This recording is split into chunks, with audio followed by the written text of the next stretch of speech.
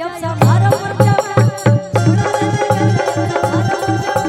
छोड़ा ना जाए अब समारो मुरझा हटावा ना रुपया तू उठावा के पानी हटावा ना रुपया तू उठावा के पानी अरे मुश्किल तुहार आना जाना भइल बा। आप अपने कॉलेज में जब पढ़ते हो आप बहुत सुंदर हैं। अरे मुश्किल तुहार आना जाना भइल बा। तके के दिल देबू माना करबू त पूरा कॉलेज के लइका दीवाना भइल बा। अकताना की खुशी अरे के कारा के बोलत तमना करबू तो पूरा कॉलेज के लइका दीवाना भइल बा।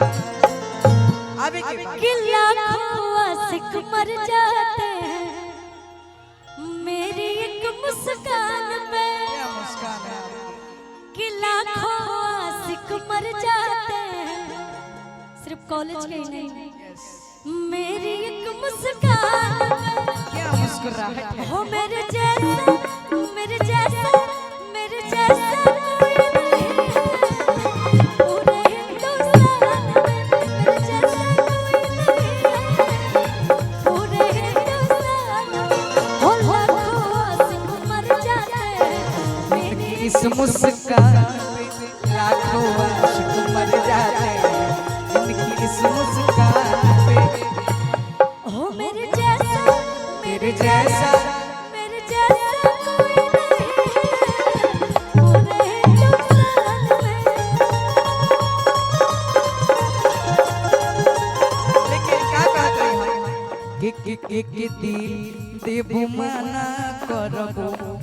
अरे के दिल देबू माना करबू पूरा कॉलेज के लइका दीवाना भइल बा।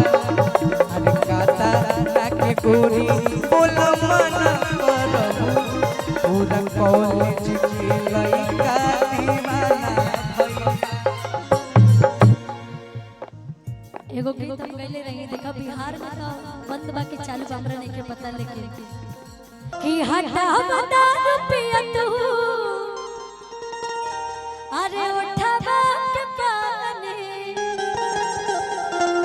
बिहार में पता नहीं बंद है कि चालू है मुझे नहीं पता मेरे को नहीं पता कि हटा बता रुपया तू है उठावा के पानी। कि छोड़ा राजा गाजा अब समारो मुरझा छोड़ा राजा गाजा अब समारो मुरझा हटावा ना रुपया तू उठावा के पानी हटावा ना रुपया तू उठावा के पानी। यार कि छोड़ा राजा गाजा अब समारो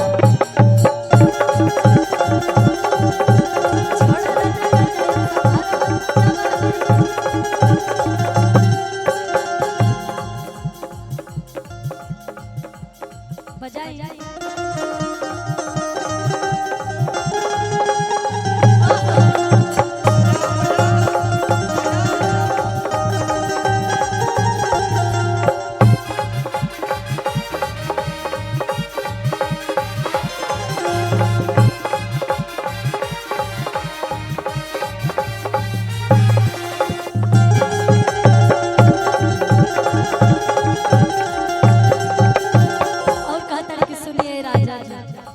बोली रानी जी बोली। आखिर में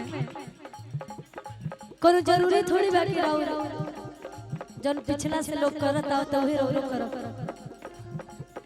ये जरूरी थोड़ी है कि हमारे जो पास्ट के लोग करते आ रहे हैं वही हम भी करें। हम ट्रेड को चेंज भी तो कर सकते हैं। ऐसे कहा था कि कबले ने भाई भैया आरे रसम खाना दाने कि कबले ने भाई भैया रसम खाना दाने कि कबले ने भाई भैया अरे रसम खाना दाने कि छोड़ा राजा का